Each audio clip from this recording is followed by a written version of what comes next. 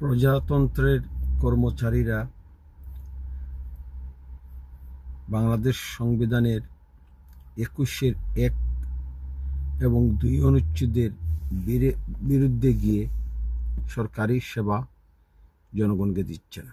সরকারি নতুন জারি হওয়া সরকারি অধ্যাদেশ বিরুদ্ধে তারা আন্দোলনে নেমেছে, যা শুধু সরকারি প্রজাতন্ত্রের কর্মচারীদের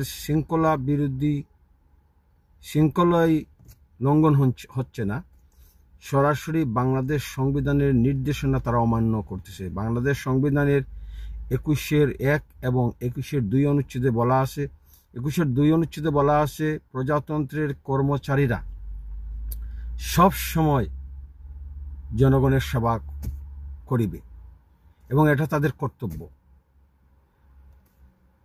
ডক্টর ইউনূস নতুন যে চাকরি অধ্যাদেশ জারি করেছেন, এটার বিরুদ্ধে তারা কোনো অবস্থাতেই দাঁড়াতে পারে না। সরকারের সিদ্ধান্তের বিরুদ্ধে তারা এই সচিবালয়ের সচিবেরা দাঁড়াতে পারে না। এরা মাফিয়া, লুটেরা, ফেসিস্টদের উত্তরসূরি।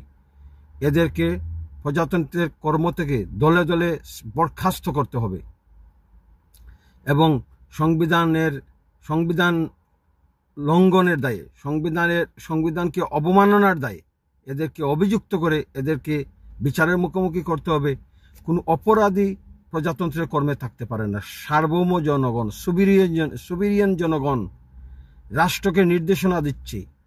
এই ধরনের অপদার্থ, দুর্নীতিবাদ, লুটেরা, মাফিয়া, ফ্যাসিস্টের দূষর প্রজাতন্ত্রের কর্মচারীদের সরকারি প্রজাতন্ত্রের কর্ম থেকে বহিষ্কার করার জন্য, সাক করার জন্য, অপসারণ করার জন্য এবং এদের কোর্টের মাধ্যমে এদেরকে বিচারের মুখোমুখি করতে হবে। তো আমরা চাই প্রজাতন্ত্রের কর্মচারীরা সংবিধান অবমাননা থেকে দূরে থাকুক, সংবিধান লঙ্ঘন থেকে দূরে থাকুক। সংবিধানের নির্দেশনা, বাংলাদেশের সংবিধানের নির্দেশনার ঊর্ধ্বে কেউ না। রাষ্ট্রপতি, প্রধানমন্ত্রী, প্রধান বিচারপতি, সচিবেরা, আপিল বিভাগের বিচারপতিরা, হাইকোর্টের বিচারপতিরা সহ সকল সাংবিধানিক পদধারীরা কেউ সংবিধানের নির্দেশনার ঊর্ধ্বে নয়। সবার উপর সংবিধানের নির্দেশনা প্রযোজ্য। অতএব প্রজাতন্ত্রের কর্মচারীদের বলি, সচিবদের বলি, সংবিধানের নির্দেশনা অমান্য থেকে দূরে থাকুন, সংবিধান অবমাননা থেকে দূরে থাকুন। সংবিধানের নির্দেশনা পালন করে জনগণের জন্য সেবা করুন, দেশকে দুর্নীতিমুক্ত রাখুন, নিজেরা দুর্নীতিমুক্ত থাকুন। আর বাইরে আন্দোলন করবেন না, সরকারের নির্দেশনা অমান্য করবেন না, সংবিধানের নির্দেশনা অমান্য করবেন না।